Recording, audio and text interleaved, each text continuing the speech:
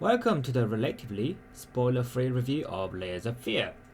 So, Layers of Fear is an indie horror game developed by Bloober Team SA. It is a first-person horror adventure, similar yet different to likes of survival horrors like Outlast, Amnesia. This means there is no enemies you need to fight or run from.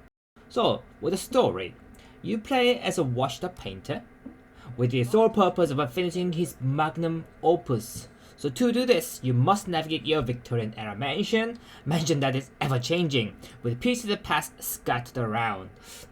As you travel, you find clues, newspaper clippings, pictures and drawings that reveals what has happened in the past. You soon learn that what kind of family your character had, how he rose to fame, and how his downfall came about. Now, depending on what items you have found, this changes endings as well. Gameplay. Overall, the premise of the game is simple.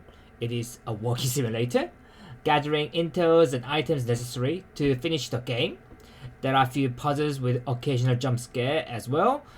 However, the game does not rely on the jump scares solely, but rather the atmosphere for the horror effect. Now, to maximize the impact of the environment, there is no HUD of any sort, so only indications that you can interact with items and environment when you can comes up. With eerie music and detailed environment, this works well for a bit. Because the players will get used to the horror setting quickly, the gameplay itself isn't too long. On my first walkthrough, it took me just about 2 hours and a half or so to clear the entire game. To make up for it, the game has multiple endings and the option of chapter select. That said, as with the most walking simulators, the game is very linear and boring.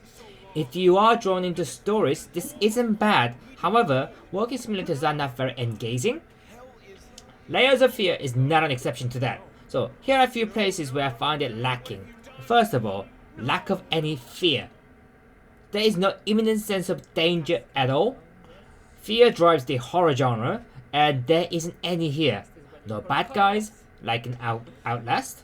No monsters hiding in the shadow, like in Amnesia. No constant ghost breathing down your neck. So what makes this game horror? Psychological and atmospheric works if there are actual dangers present. Once you figure out that there isn't one, well, you get the point.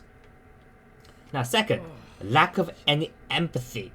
Now, when you are put into somebody else's shoes, you need to emphasize. This builds up credibility for one's actions, okay? Especially if you are going to base the game on psychological horror, I would have thought, right? However, as the story unfolds, your character's actions are hard to emphasize with. Neither is the character likable. So where is the motivation to continue with the story? Everything is done in first-person view, but nothing about character development, nor changes in him, shows until the actual ending of the game. It wouldn't have been as bad if the guy had a freaking amnesia, had no personality, like in Amnesia, or had a purpose and the story unfolded properly, like in Outlast. But this game lacks both of that.